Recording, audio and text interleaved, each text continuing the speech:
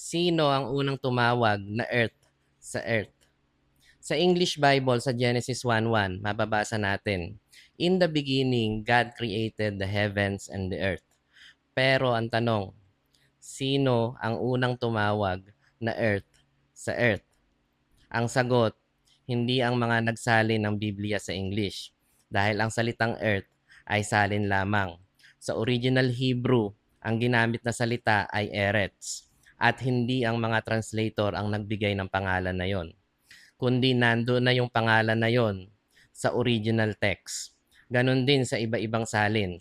Sa Filipino, daigdig o lupa. Sa Spanish, tierra.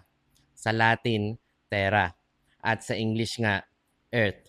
Magkakaibang salita pero iisa lang ang tinutukoy.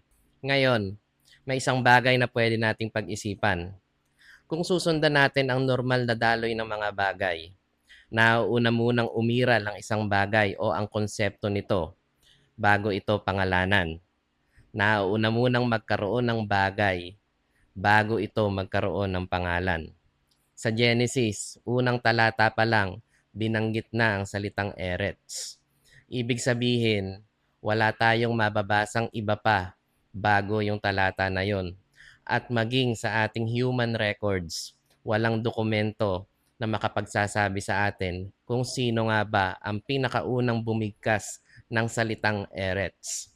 Kaya ang tanong ay hindi na kung sino ang unang tumawag na Earth sa Earth, kundi sino kaya ang unang tumawag sa Eretz na Eretz. Dahil sa pagkasulat pa lang ng aklat ng Genesis, ginagamit na sa Hebrew language ang salitang Eretz. At kung iisipin natin, ang normal na nagpapangalan sa isang bagay ay yung authority o yung tao na may kaugnayan sa bagay na yon. Halimbawa, ang mga magulang ang nagbibigay ng pangalan sa kanilang mga anak. Tayo mismo ang nagbibigay ng pangalan sa ating mga alaga. Ang gobyerno ang nagbibigay ng pangalan sa isang lugar.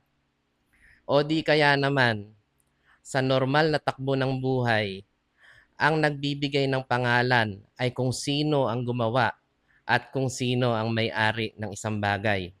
Kaya tanong uli, sino kaya ang unang tumawag sa Eretz na Eretz?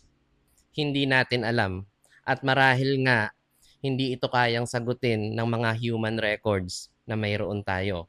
Pero minsan, ang pinakamagandang tanong ay hindi yung tanong na nasasagot natin agad, kundi yung tanong na nagpapaisip sa atin kung gaano pa karami ang hindi natin alam.